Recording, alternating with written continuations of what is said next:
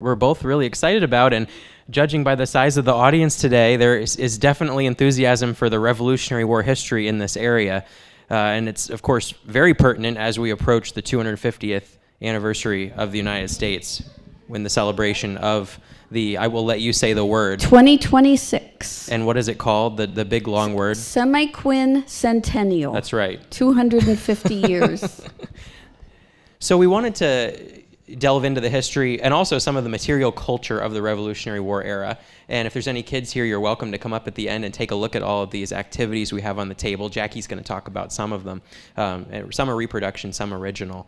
But we'll start with a little bit of a timeline, so you have a sense of it's the first time we've tested this.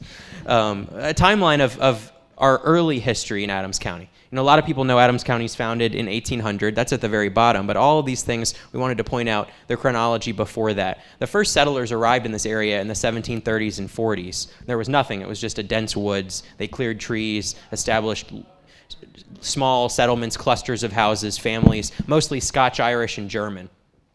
And in the 1760s, Samuel Gettys purchased land and established an early tavern at a crossroads that would eventually become the town of Gettysburg. And so some of the other events that are very famous of this era, the Boston Massacre, 1770, the Boston Tea Party, which is 250 years ago this year, Lexington and Concord, which we'll talk about some of these and their impacts locally, and then the Declaration of Independence. The same year, I'll let Jackie elaborate on this very soon, the same year of the Declaration of Independence is the construction of the Dobbin House, the oldest existing structure in the borough of Gettysburg.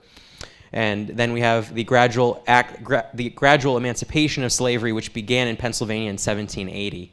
1783, the Revolutionary War ends officially, and then 1786, just 3 years later, Gettysburg's established. I'm still struggling to say Gettysburg. Actually, our historian Tim Smith declared the other day, he's now the official county historian, that it is pronounced Gettysburg. And so we're all struggling now to say it, since he's put out a decree that it will be henceforth Gettysburg. And 1800, the county is founded. Do you want to elaborate on the Dobbin House history a little bit while we're here, Jackie? Okay. Oh, it works. Good. First of all, I want to say thank you very much for being here. And I have to say, I'm having seen some of the renowned historians here the last couple days, I feel like totally unqualified. I am not a historian. I am a restaurateur. But when I give tours at the Dobbin House, I always say the first thing. There actually was a Gettysburg before 1863. Most people don't realize that there is a very distinguished 18th century history to this area. And so I'm proud, and the Dobbin House is proud, to be able to expand upon that time of period in the life of our county and of Gettysburg. So the Reverend Dobbin was a Presbyterian minister. He was a Covenanter minister, which is an early form of Presbyterian. This Covenanters in England at the time, mid-1700s, he was born in 1742. It was a difficult time, like a lot of other Protestant religions, because England declared that you had to only worship the Church of England. And the Covenanters in Scotland actually were persecuted. Some of them were actually burned at the stake. So I don't think Reverend Dobbin had a whole lot of love for the English crown. When he graduated from the University of Edinburgh and the University of Glasgow in Scotland, he was approached by a minister who was in this area. But the minister, as more and more people were moving into what is now Adams County, they needed ministers. They needed their churches to be covered. And so he actually went to Scotland and talked to Reverend Dobbin and some other ministers. And eventually, Reverend Dobbin decided he wanted to come to the New World. I think of him now and I think, oh my goodness, he left his parents, he left his cousins, maybe grandparents, probably never to see them again. I liken it to us today going to Mars, a whole new world. But he did. He came here, and he ended up purchasing some land. Eventually, he had 300 acres in what comprises now the southern half of Gettysburg. He ended up just administering 2 congregations, one north of Gettysburg, one a little bit south. And he built this house. Bless his heart, he built it out of stone, and it's still there today. And so it's been a real privilege to be the caretaker of this historic place. And we love having folks come and being able to enjoy it. And we're really excited about 2026, because it's not only the anniversary of our country, but it's also the anniversary of the Dobbin House. And I've been looking around to see if I can find another place in the United States where it's a house built in the same year, 1776, that the public can go in and enjoy and spend time in. And I haven't been able to find any. Wow. So we might be, one of the only ones in the country. We'll say it's the only one. Okay. So that's a synopsis of the Dobbin House up to that time. Right, and Dobbin's a contemporary of the Gettys family, Samuel Gettys, who came here and established the first business in the area, the Gettys Tavern. James Gettys, the son of Samuel Gettys, was born in 1759, lived until 1815, and he is considered the founder of our town. There's actually a colorized portrait of James Gettys that was recently shared with us by descendants of the family who are still living, mostly in Kentucky and Tennessee. An interesting fact is that when Reverend Dobbin married certain couples, and we actually have the records of over 200 names of sets of brides and grooms that he married from this area. Well, he would have to write some sort of a license, a paper, of everyone who was married. And in 1787, he put for the location of the marriage ceremony the term Gettystown. And it's the first time that we know that the name Gettystown was actually put in writing. So I like to say he named the town. Absolutely. And the original map of Gettysburg, we should note too, is on display in the museum. It's on animal hide from 1785. It's in the tavern exhibit, which we'll talk about. And it actually does spell Gettysburg with an H on the end incorrectly, which is kind of interesting. James Gettys was Scotch-Irish. So the Scotch-Irish are in Scotland. Jackie alluded to this a little bit, but were persecuted and ended up in Northern Ireland. And then, of course, the Irish were not thrilled with them either because they were Presbyterians, they were Protestants, and so they were driven out of Ireland. So in a period of a few hundred years, they're driven from 2 places to the United States, and they come through mostly Baltimore and Philadelphia to get into the country where they can claim their stake in land. And the Penn government opened up this area to settlement, and so you have the poorest Scotch-Irish immigrants basically cutting their way through the forests and establishing themselves, and among them are the Gettys family. One funny story I wanted to point out, I think the kids here will probably like it. Does anyone see what is down here at the base of the stone? This is James Gettys's headstone in Evergreen Cemetery. There's a dog, and it's no longer there. So unfortunately, the dog was stolen many years ago. But the story is that James Gettys was a collector of dogs. He had many, many dogs, and when James Gettys established the town, his dogs ran free all around. And then Gettys, eventually in 1800, Gettysburg became the county seat of Adams County. There was a government established, a county government. There were taxes then paid that had once been paid to James Gettys. They were now paid to the government of the town. And the town council decided to implement a dog tax. And James Gettys did not like this. So James Gettys put tags on all of his dogs on their leash that said, "I'm James Gettys's dog. Whose dog are you?" And so I'm not sure if that tag was ever on this statue at one point, but unfortunately the dog is no longer with the headstone. But if you go into Evergreen Cemetery, you can see James Gettys's stone on your right very prominently. And this is the only photograph of the Gettys Tavern, which was located near the Racehorse Alley parking garage, if you've ever parked behind the Majestic Theater in the Hotel Gettysburg. And it sat on an angle, and actually early maps of the town show it kind of askew because it was there before the town was actually laid out with a north-south orientation. But this is where the Gettys family lived. Their tavern was likely on the first floor of this structure.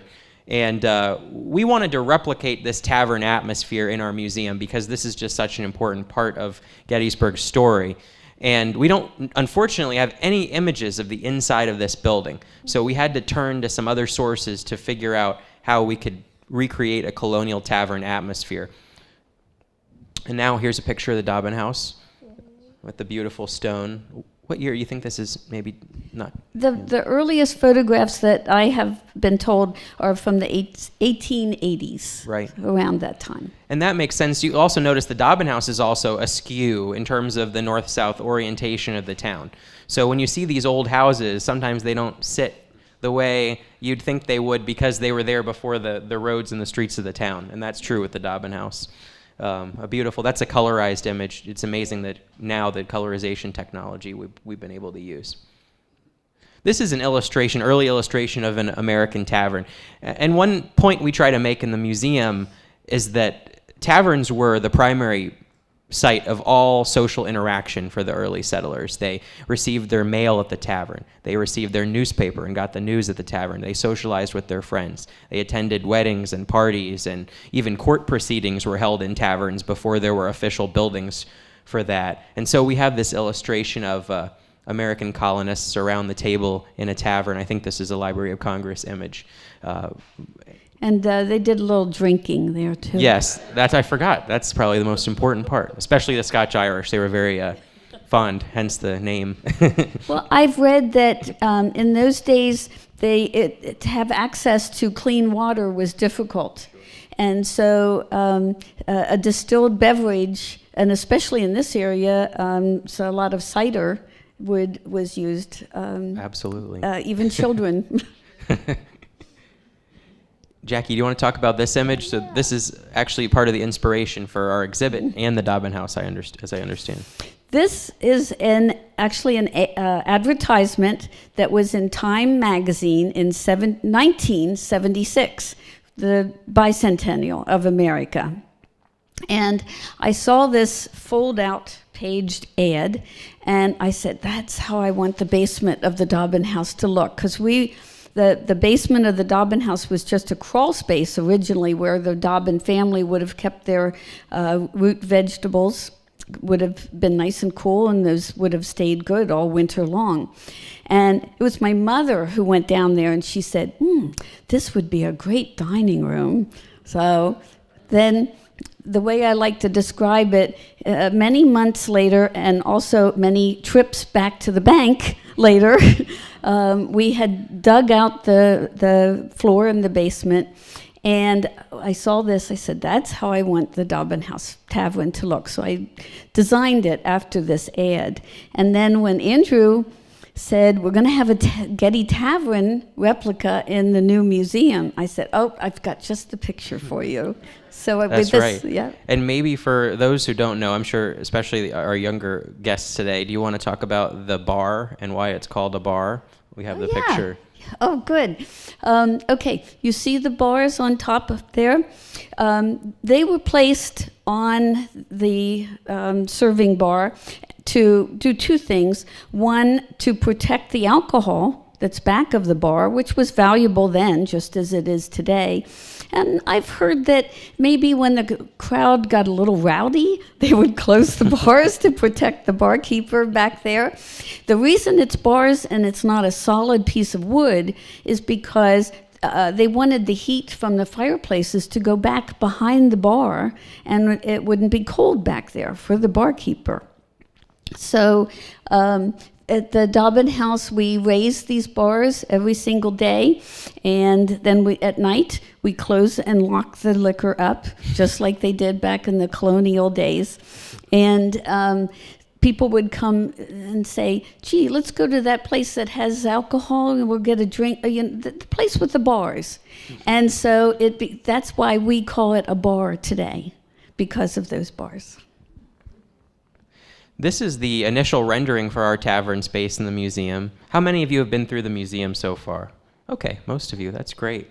So this is what we had hoped it would look like, and this is what it turned out as. We were really happy with the final product. But our exhibit designers used a lot of real reproduction materials to match what you would have seen in a Colonial tavern, especially these chairs, I think Windsor chairs, Windsor style, and then barrels, of course, which are real wine barrels from a winery we discovered because we could smell the wine.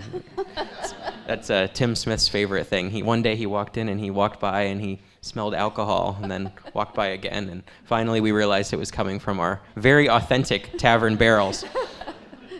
We also have in the back of the tavern the sign that hung at the Cross Keys Tavern on the way to past New Oxford in eastern Adams County. Oh, someone really likes that. That's great. Oh, there we go. Enough. Enough out of you. The Cross Keys Tavern sign is one of our favorite artifacts. It's a solid wood sign it's dated 1809 and marked the way. The Cross Keys, the sign of the Cross Keys. That's how that intersection got its name. And like I mentioned, we have a lot of great Gettys artifacts. The Gettys family Bible, the original map of Gettysburg. We have James Gettys' sheriff's ledger when he was the first sheriff of Adams County. There's a lot of great stuff in there. May I tell them the story of our bar? Sure. That would be a great story to tell. I love this. Okay, so when we decided to make it into a bar down in the basement, we thought, okay, we have to have an actual bar where people can sit. And someone told me that there was an antique tavern bar in an antique shop. It was near Dillsburg. So I went over to see it. And it was in this big barn with all this millions of other antiques. Took us a while to be able to get back to it, and I could just see the edge of it. But the antique dealer told me it was 17 feet long, hand-carved out of solid chestnut wood. Can't even get that anymore. And that it was made in the early 1800s. And I said, well, you know, as an antique dealer, these things don't come along every day. Where did you ever get that? He told me that he had been to an auction in Clear Springs. It's a little tiny community near Dillsburg. And it was a general store that was owned by the Dick family. Well, my heart took a flip because my ancestors were from Clear Springs, where they owned a general store. And so not wanting the antique dealer to know this, I said, I might be interested. How much would you want for this? He said, well, how about $100? I'll take it. So we brought it into the Dobbin House. We actually had to create little opening in the foundation to get this little clam digger in to dig out all the dirt. And so the bar went in while we were digging, and then we closed up the wall. So the bar is in the tavern to stay. But once it was all done, my grandfather came down to the tavern, and he saw the bar, and he recognized it immediately. And he told me that this bar was built by my great-great-great-grandfather. So it's back in the tavern again. That's an amazing story. You'll now appreciate that so much more when you're down there having the wonderful food at the Dobbin House.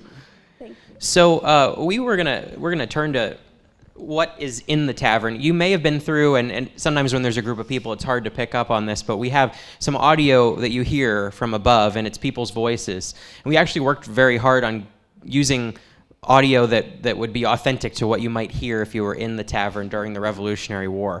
So we have 3 separate conversations that kind of alternate around the room. Next time you're in there, maybe you'll have more of a chance when it's less crowded to hear the different conversations, but we're actually going to play them in a minute here. And we tried to find inspiration in these conversations from the news that would have been arriving at the Gettys Tavern in 1776 and 1777 and 1780, respectively. Actually, actually, the first one begins even earlier, 1775, with the news of Lexington and Concord. The first conversation is between Samuel Gettys, the tavern keeper, and a gentleman named James Reed, who was a Scotch-Irish farmer who lived nearby, and his son Thomas Reed. These are real people who lived around in the area at the time, and actually Thomas Reed, who served in the American Revolution, there's an artifact, a pension record from his service that's actually hanging in one of the cases in that display. So all the conversations are tied in with the artifacts in the space, which is really nice. But Thomas Reed was born near Fairfield and was actually captured at the Battle of Long Island in 1776 and held prisoner for 9 months. And eventually he rejoined the army and fought at Brandywine, Germantown, and then returned to Gettysburg. So we do have a lot of prominent Revolutionary War patriots from Adams County, including Thomas Reed. His father was a little too old for service, but we wanted to recreate this dialogue. We actually hired a firm in North Carolina, a media company, to audition actors and actresses to portray these individuals. And we wrote the dialogue. Jeff Shera had helped a little bit with the editing, and we were able to record these and try to get the accents to match the early Scotch-Irish settlers. So in this conversation, we'll play it. It's only about a minute and a half. You'll hear a courier arriving with the newspaper, a mail boy, with the Pennsylvania Gazette. That was the newspaper that would have been delivered here during the Revolution. And you'll hear their reaction to the news of Lexington and Concord. And we have the actual issue of the Pennsylvania Gazette right here, the postscript. They added a postscript because the news had arrived fresh from Boston of the firing on the colonists at Lexington and Concord. So we'll play this. You can listen to it and see what you think.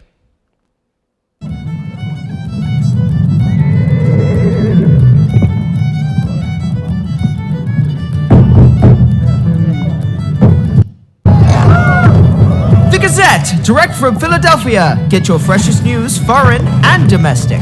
Stay here, Father. I'll retrieve a copy.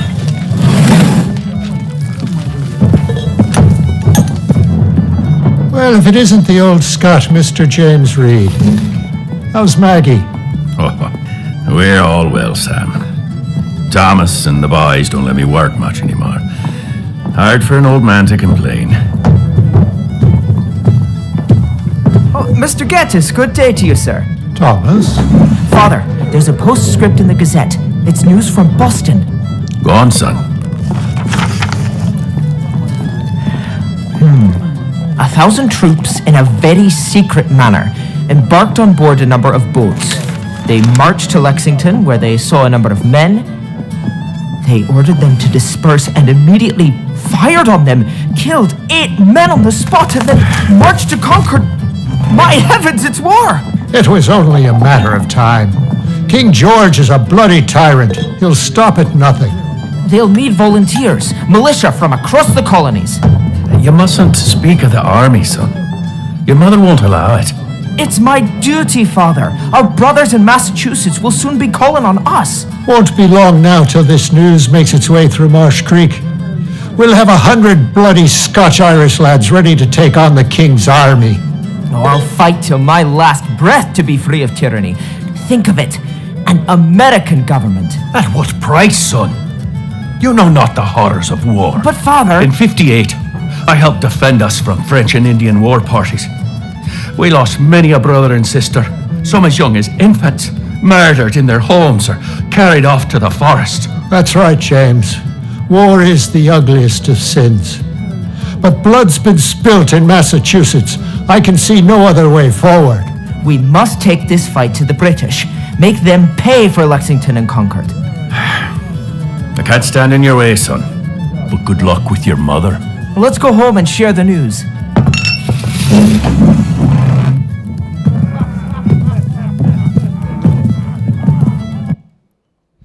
So, yeah, that was fun to hear them try to get their best Scotch-Irish accents. You'll hear the reference, too, to the French and Indian War, and there were kidnappings and murders in Adams County. Mary Jemison's probably the most famous Her family in 1758 was kidnapped near Cashtown, what is now Cashtown, Pennsylvania. She was spared, ended up living among the Seneca for the rest of her life in upstate New York. But her origin story begins in Adams County. She's a pretty famous figure, actually, in upstate New York. And there was another family near Fairfield kidnapped, Richard Bard. He actually was able to escape. The family was being marched west toward western Pennsylvania, and Richard Bard was able to make his escape and ended up spending years looking for his wife and purchased his wife back. That is an Adams County man that I would love to meet. He actually went, here's his wife, taken off by the Indians, but he searched and searched for her until he found her, and then he paid to get her back. That's great. Yeah, and we have a quote. Our favorite quote in the museum is by Richard Bard. As he's making his way back after he's escaped, he said something to the effect of, "I had 4 snakes, and that's all I ate on my entire trip back." So I think our scavenger hunt asked the kids how many snakes Richard Bard had to eat.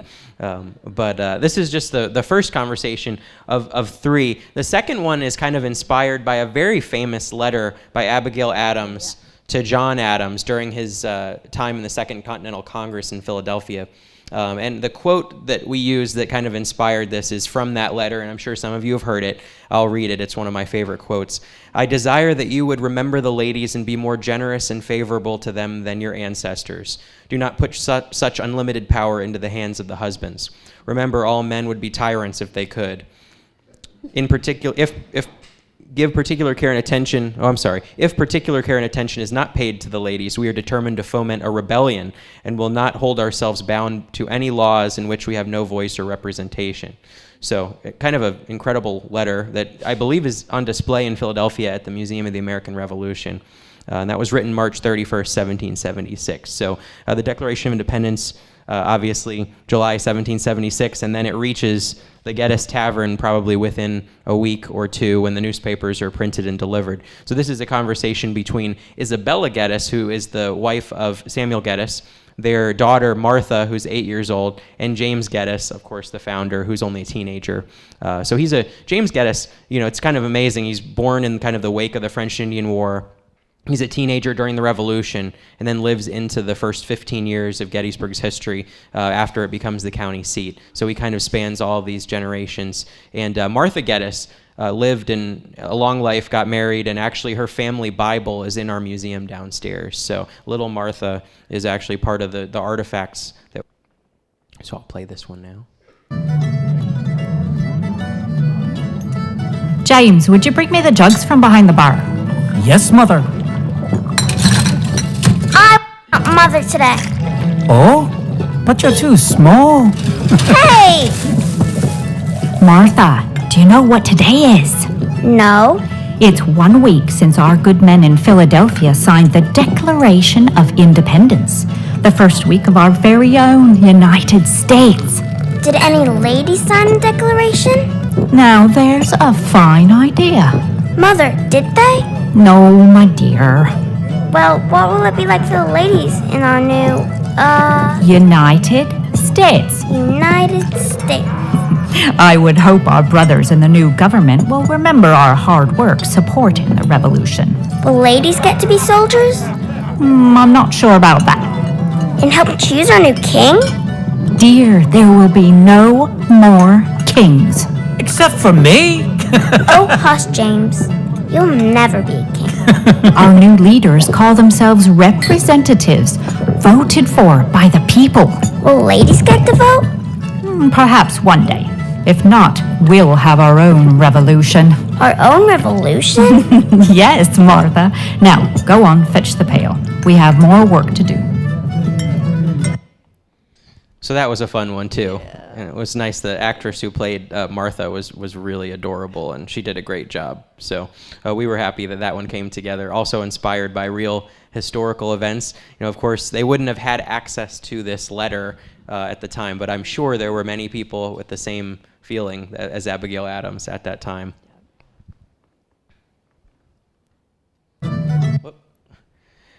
And then. So this is kind of along the same lines. This is an illustration Jackie loves that we wanted to put in. Right. I do love this because I mentioned that Reverend Dobbin, many people came from near and far because he was so well respected to be married by him. And so this is an early painting of a wedding. And you can see the musician with the flute on the side. We've got the bride and groom and the minister wearing the white wig, which Reverend Dobbin did. And they said that Reverend Dobbin was a smaller man, and here he has to stand on a stool to be a little taller. So that could be an accurate depiction of him.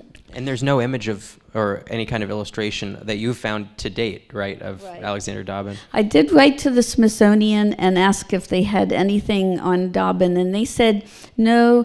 But with a man of his stature and a community leader, he probably did have a portrait made. So I keep looking. Hopefully someday I'll find him. That's the sad thing about portraits, too. There could be an unidentified portrait that's him in some antique shop or somebody's attic. Maybe one day it'll turn up. This is also related to the Dobbins. Speaking of the ladies, this is a portion of a will, Reverend Dobbin's will. And it's interesting, when I was restoring the Dobbin house and starting to learn about the history of this Reverend Dobbin guy, I, for the first time, set foot in the Adams County Historical Society. And there was Dr. Gladfelter. And I told him who I was and wanted information. And he said, okay, come on, right with me. And he gave me all this wonderful papers that they had. And they have the original will of Reverend Dobbin. So in Reverend Dobbin's will, he actually was thinking of his wife. Now, this is actually a second wife, because his first wife, Isabella, after having 10 children, unfortunately, she died. And Reverend Dobbin quickly married again to a lady that was in his congregation, a widow, and her name was Mary. So when Reverend Dobbin died, and that was in 1809, he thought about his wife and what he wanted to give her.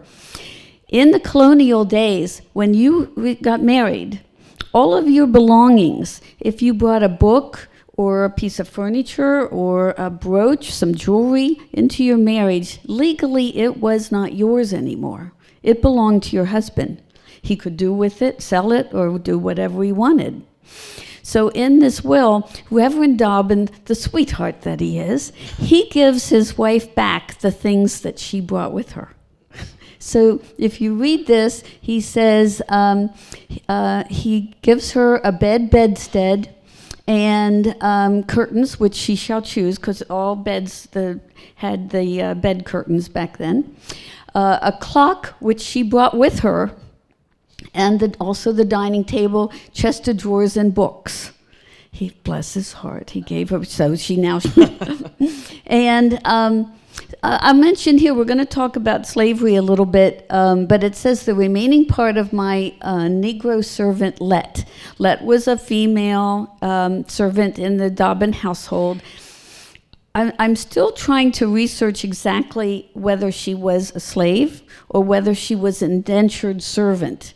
I'm thinking she was an indentured servant, because first of all, the Covenanter Church proclaimed in the 1780s that you really shouldn't own any slaves if you were going to be a member of this church. And in 1800, they actually proclaimed, if you own slaves, you cannot be a member of this church. Not only that, but Reverend Dobbin's son, Matthew, became very active in the Underground Railroad and actually had a station on this railroad to free and help enslaved people escape to freedom. So I like to think that, but he also, I love this, keep going, he gives her in her widowhood 2 rooms that she shall choose together, along with the privilege in the kitchen and the spring. So even though the house didn't go to her, because a wife did not get anything from her husband when he died in the 18th century. It went to his oldest son, but he made sure that she would have a home. And that does tie in with the third conversation that we have is about slavery, in particular the gradual abolition of slavery. Pennsylvania, as I think I mentioned earlier, began a process of gradual emancipation in 1780, but it was a very complicated process. I'll just read a little paragraph, actually directly from our museum about it.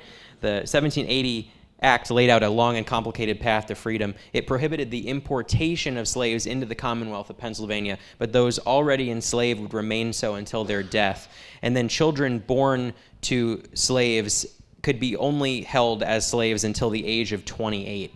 So if you were, Jackie and I were talking about this the other day, if you were born the day before this passed. If you were born March 31st. Right, then you would have to Excuse remain. me, April 30th. That's right. April 30th, 1780. You'd have to remain in slavery for your entire life. But if you were born the next day after this act passes, you were a slave until the age of 28. Pennsylvania did completely abolish slavery in 1847, but that is, many decades later. So this was an incredible piece of legislation that impacted a lot of people across the state of Pennsylvania. And I read that Pennsylvania was the first state of the 13 colonies to have a gradual emancipation document. That's right. Yes, and it's a very famous document. I think it's in Harrisburg at the State Archives. We actually had them they had to rescan the original document and sent us a beautiful scan for our museum. But that is the document right there, an act for the gradual emancipation or abolition of slavery. So the conversation we wanted to focus on the Gettys family. The Gettys family owned a slave named Doll. She's listed as Doll or Old Doll, depending on the records that you look at. And we think during the Revolution, during the gradual emancipation, she's about 25. So she is someone who falls into that category that she would remain a slave for the rest of her life. And then we chose Jack, who is a slave of the McPherson family. The McPhersons are pretty prominent friends of the Gettyses, also Scotch-Irish early settlers. And we know from our records that we have that there was an enslaved man named Jack with the McPherson family. And so we chose to have this conversation between Doll and Jack inside the tavern. But what you'll pick up on is they're also talking about the fact that Doll is expecting a child. And by most accounts of the research that's been done, and it's very difficult to piece these things together, but Doll had a little girl named Sydney. And Sydney is referenced in the will of James Gettys as a slave owned by the family. Sydney, or Sydney O'Brien, as she was later known after she was free, most likely she was a slave until the age of 28, and then because of this law, she was free. And then at the time of the Battle of Gettysburg, she was still living in the town of Gettysburg on South Washington Street. The slave of the founder of the town was still alive, living free on South Washington Street. So this conversation's between Doll, who's presumably the mother of Sydney, and Jack, the McPherson, who's enslaved by the McPherson family. And another point about Sydney, I'm trying to remember what I was going to say. Well, I'll let you listen to it, and then I'll try to remember.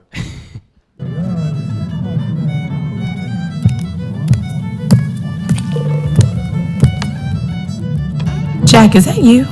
It's me, Doll. I have some news. News of what? Shh. We mustn't be heard. Come over behind the bar.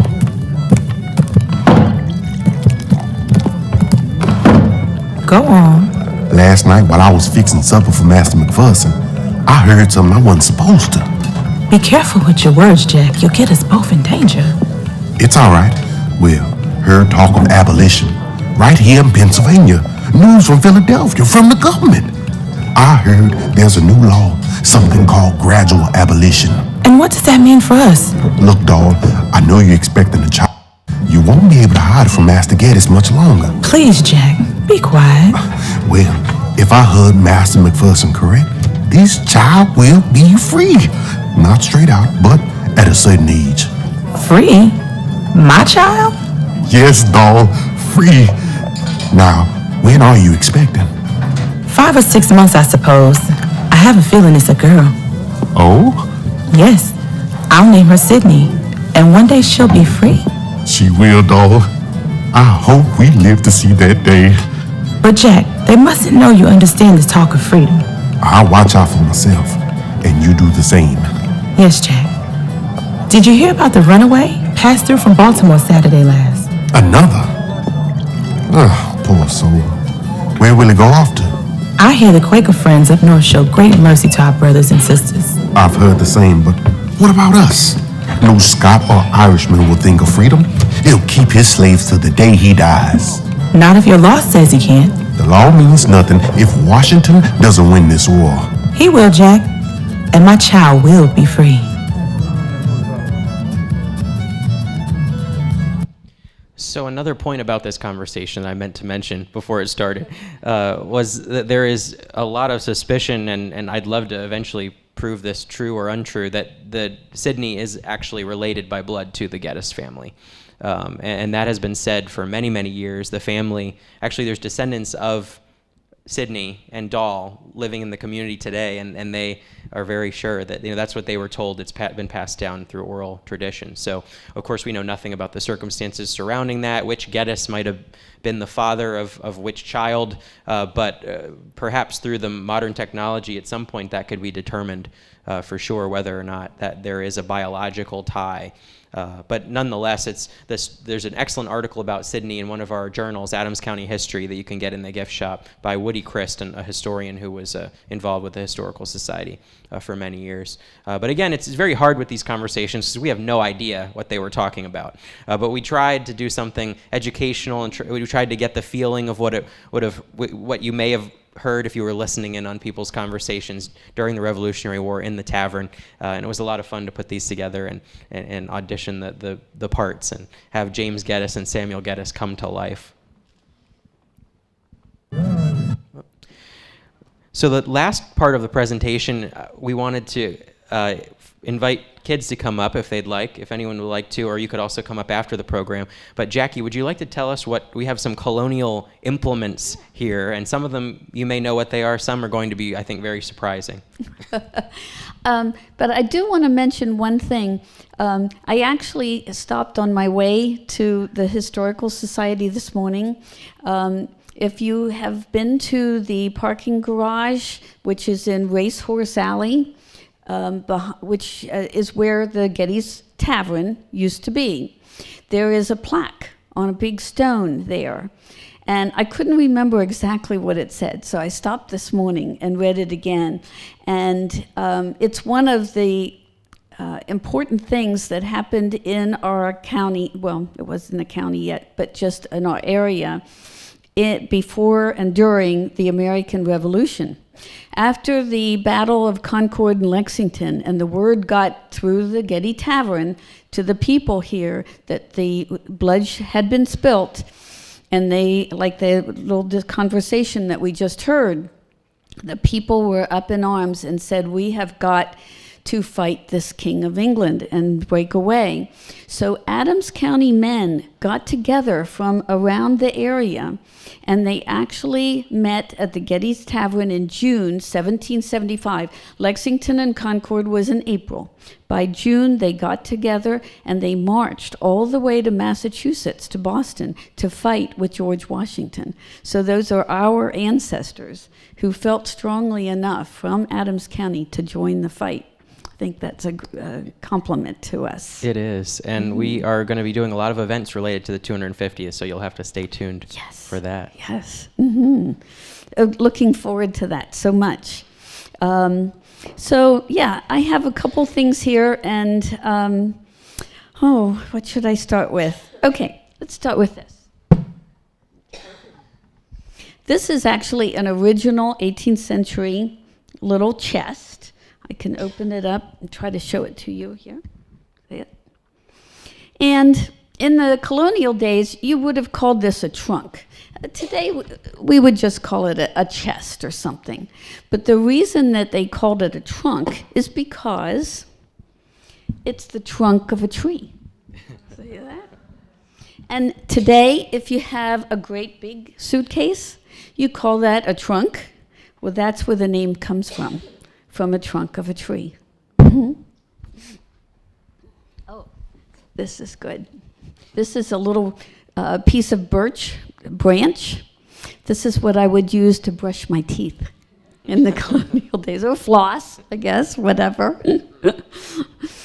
And what else? Oh, this is fun. In the colonial days, the ladies never had their pockets sewn into their skirts. They would tie them on. There's actually a nursery rhyme, Lucy Locket lost her pocket, and it comes from these. They would tie this on. And I've been to Mount Vernon. If you go to their museum, you'll see a pocket that's beautifully embroidered by Martha Washington. Mm-hmm. Oh, this is good. This is the candlesticks that we use down in the tavern. Let Andrew help me. This is called a courting candle. If the father of a suitor who came to visit his daughter, if the father liked the young man, he would switch this little twister down here up. Okay, and he would say to the young man, now as soon as this candle burns down, you have to leave. But if he didn't like the young man and said, he would go this way. Get the hint, guy, move along. This is a Dutch oven, which you probably are used to because it's used even for camping today. Of course, they didn't have stoves in 1776. And to bake a cake or a pie, you would use a Dutch oven like this. So if you can lift it up just a little bit, you can see that there's feet.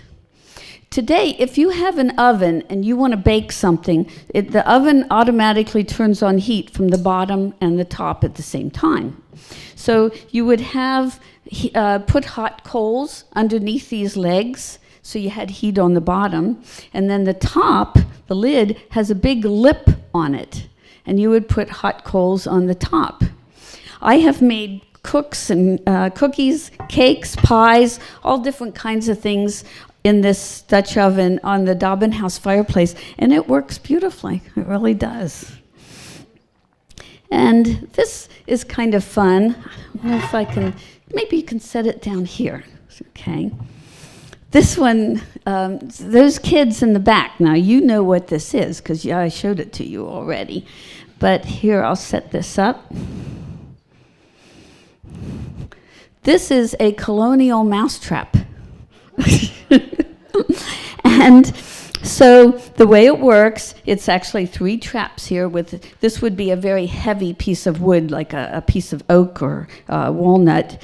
And the lower lever goes the whole way through. You put your food or your little piece of cheese inside this hole. And when the mouse crawled in, he would step on that lower lever and... Bye, Mousy. The original of this is in the Landis Valley Farm Museum, which if any of you have ever been there in Lancaster, it is a beautiful place to visit. And I was lucky enough to get a copy of that. Believe it or not, we actually caught a mouse in it at the top. Oh my gosh. Yes.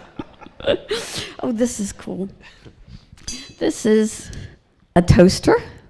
So you just put your bread inside and put it down in front of the hot coals. It toasts very quickly. I've learned the hard way. I've burned so much bread on it. And you do that side, and then when you're done, you just flip it over and do the other side. Now, Reverend Dobbin had 10 children by his first wife. Actually, 8 of them lived to adulthood. And when he married again, his second wife, Mary, moved in with her 9 children. So I think somebody probably got stuck with making all the toast in the morning. It'd be a lot of work. This, I think this is an original, is a hair curler.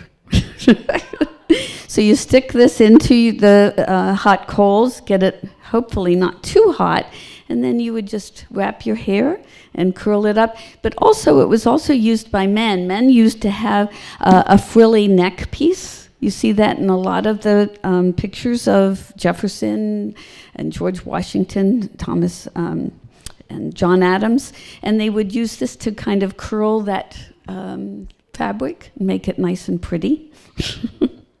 That was the style. Oh, and this I like. Okay, I'll have to help you to hold that. Okay. Now, on stoves today, we have a knob, and you have high and low, or medium, depending on what you wanted your water to boil or not boil. This was their way of turning the knob. So you put this little hook on your trammel at the top of the fireplace. Of course, the fire or the hot coals are underneath. And right now, it is set on low because your pot would be very far away from the fire.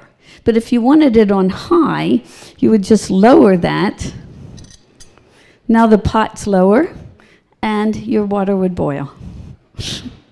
You know, when I look back at all these things, I think, thank you, they didn't have the modern conveniences that we have today, but their ingenuity at creating the things that they needed was amazing to me. The crafts and skills, just the way they built the Dobbin House, and it's almost 250 years old, it's just as straight and strong today as it was back then. I really admire the workmanship of the people back then. Oh, and this is fun. I've collected, and I'm presently experimenting with the way that they made their clothing. Of course, there were no clothing stores in 1776 in Gettysburg. I mean, it was pretty much the frontier of America at the time. So they would have 3 kinds of fabric for their clothing. They got cotton from down south. They had wool from the sheep in the barn. And then they grew flax, which was made into linen. Once they cleaned the fabric up, the material a little bit, and it would become what they called rolling. And we have a room in the Dobbin House where we kind of demonstrate this a little bit. So finally they would take a spinning wheel, and they would spin it into yarn. Then they said, well, we'd like to have a little color in our clothes. So they had used materials to dye the clothing. This is Osage orange, which made a nice yellowy orange. And I've collected some different things. This is indigo, which was very expensive at the time, but it would make blue, beautiful blue. I've got walnut bark, which made a nice tan. And onion skins made a pretty brown. And this is a fun one. This is called cochineal. It's a bug, and it comes from Mexico, and it makes a bright red. And they used this to make the red coats on the British soldiers' coats. So that's about it here. I brought a few hand-wrought nails that I got out of the wood at the Dobbin House. Yeah. So it's fun to have these different things, and when we give tours of the Dobbin House, we show off all these different things. If we're going to be starting our tours the end of this month, about 2 weeks, every Friday, Saturday, and Sunday at the Dobbin House at 10 o'clock. It's free, and you're more than welcome to come join us. Thank you, Jackie. And next time you're at the Dobbin House, you can really appreciate the level of detail that went into every different room. Thank you, Jackie, for all of that. Thank you. Yeah. Thank you for letting me here. And after the program, if anyone wants to come up, you're welcome to take a look at this. And our next program, Children of the Battlefield, will start very soon. But thank you so much, Jackie, for doing this. Thank you all for being here.